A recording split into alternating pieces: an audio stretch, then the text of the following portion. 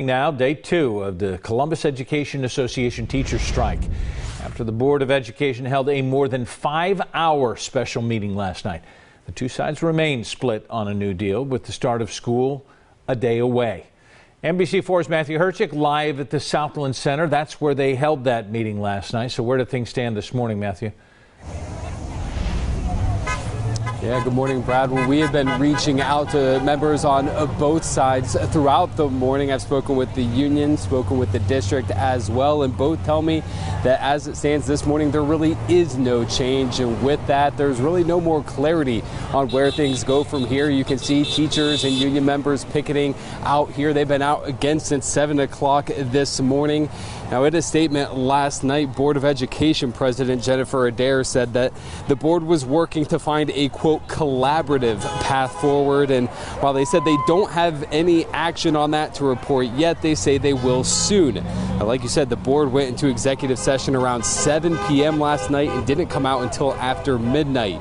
According to Adair, the board has made a best and final offer to the union that included a 3% annual raise for teachers, limits on class sizes, and limits on how many schools in which arts teachers would be required to teach. In the proposal, the district would also create a committee to come up with ways to better address concerns about health, safety, and building conditions. Now, the board says they still haven't received notice from the union about their sticking points. The union says that's not true. But with school still set to begin tomorrow, this was the board's message amid the ongoing strike. Our board fully recognizes this disruption and concern felt for and by our children and families across our city and to our school community. Like you, we are extremely saddened by the start to the school year. Now, for the union, spokesperson Regina Fuentes has urged that this strike is not about money. It's about fixing schools and providing a better and safer environment for the students. Meanwhile, with city leaders calling on both sides to head back to the negotiating table, CEA says they never left. Local for you in Columbus, Matthew Herchick, NBC4. Matthew, thank you. We need a resolution, and we need it now. That is the message from city leaders, sending it to the board and to the union. Mayor Andrew Ginther saying in the end the students are the ones losing the most from this battle, as they have missed out on too many critical moments in the classroom over the last 2 years. He's asking both sides to get back to talks and to do so with an open mind.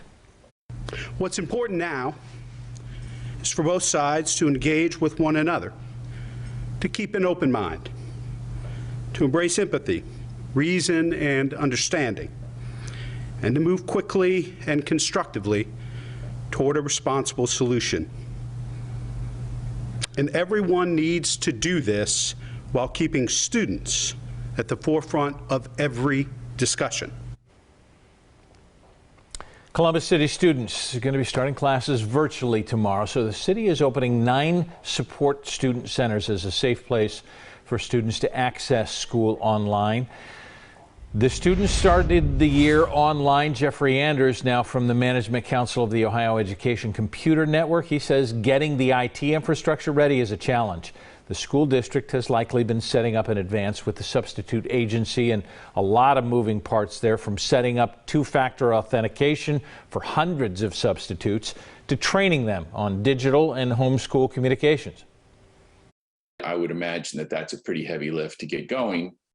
But given that these are going to be virtual classes, everybody's going to have to jump in and work really hard to be ready, because at the end of the day, no matter where we fit in this equation, we're all solving to the back end of the equation of student achievement and student wellness. Meanwhile, the Boys and Girls Clubs of Central Ohio, they are making sure that students are well supported during the strike. Several locations expanding hours to help children with that virtual learning. Beginning on Monday, August 29th, the clubs will open from 8 a.m. to 7 p.m. for as long as the teacher strike lasts, offering quiet learning spaces, meals, free Wi-Fi, as well as computers and tutors. NBC4 will continue, of course, to follow the Columbus City Schools teachers strike, and we'll have the latest updates. All you have to do is head to our website, NBC4i.com.